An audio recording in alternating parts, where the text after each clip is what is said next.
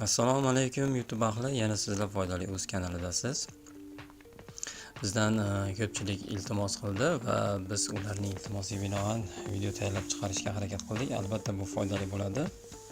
Kanalimizga yangi bo'lsangiz obuna tugmachasini va bitta like bosib bizni qo'llab-quvvatlab tursangiz bo'ladi albatta. Demak, bizga shunday o'tgan safargi videolarimizda YouTubedan qanday qilib video sketchat qilish to'g'risida video qilgandim. Ko'pchilikka manzur bo'ldi va bu foydali bo'ldi albatta, va bu safargi videomiz ham albatta foydali bo'ladi degan umiddaman. Demak, aka, bu qanday qilib megabaytlarni tejab tekin megabayt olsak bo'ladi degan savol bilan kommentlarda yozib qoldiribdi. Albatta ushbu savoliga binoan javob qilishga harakat qilaman. Demak, buning uchun biz Play Marketga kiramiz. VPN deb yozamiz. VPN deb yozib chiqqanimizdan keyin hozir men sizlarga ko'rsataman. SKY VPN degan programma bor. O'sha programmani kiramiz va ustunovka qilamiz. Menda mana ko'rib turganingizdek ustunovka bo'lgan. Открытni bosamiz. Открытni bosamiz. Bu programma qanday programma? Bu VPN vazifasini bajaradi va TikToklarda ishlatishingiz mumkin. Sizda 4G antenasi bo'lib tursa yaxshi bo'ladi. Qarang, bu yerda yozib qo'ygan astalis deyapti. Sizda qoldi 101 megabayt deyapti. Bu yerda xo'p, hech narsa qilmaysiz. Kirganingizda mana ko'rib podrikalar beradi. O'sha podrikadan esangiz video ko'rib, reklama ko'rib megabaytlarga qo'shishingiz mumkin bo'ladi. Добавить deymiz.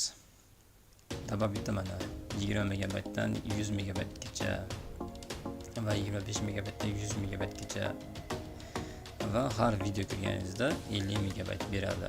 Bu kuniga 15 gacha imkoniyat beradi. Xullas 1 gigabayt internetga tekin megabaytlar yig'ib olishingiz mumkin bo'ladi. Ezamiz. Get degan tugmani ezamiz. Ko'rib turganingizdek hozir vaqt tugaydi. Vaqt tugashigacha albatta bu mana va X ni ezib ketamiz. Siz deyapti 25 megabayt oldingiz deyapti. Endi qaytamiz.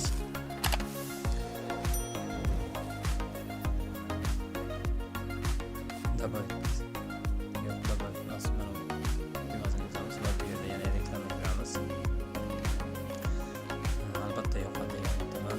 Bu programma ko'pchilik biladi bu haqda, ko'pchilik bilmaydi, lekin bilmaganlar uchun bildirishga harakat qildim. Qanchalik foydaligini buni sal bo'lsa ham sizga ekonomik bo'ladi.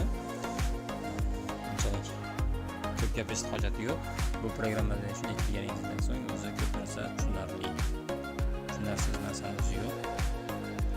Reklama ko'rdik. Mana siz deyapti 50 megabayt oldingiz deyapti. Yana 50 megabayt olishni xohlaysizmi deyapti. Ezsangiz va yana davom etaveradi. Mana 151 megabayt bo'ldi. Do'stlar, qanday savollaringiz bo'lsa, shunga o'xshash yoki tushunmasangiz yoki bo'lmasam boshqa shu mavzu doirasida, shu internet doirasida kelgusida xudo xolasa TikTok haqida ham videolar chiqarishga harakat qilaman. Videolarimiz manzur bo'ladi degan umiddaman. Sizlar bilan foydali o'z kanali bo'ldi. Qanday savollaringiz bo'lsa kommentda yozib qoldirishingiz mumkin.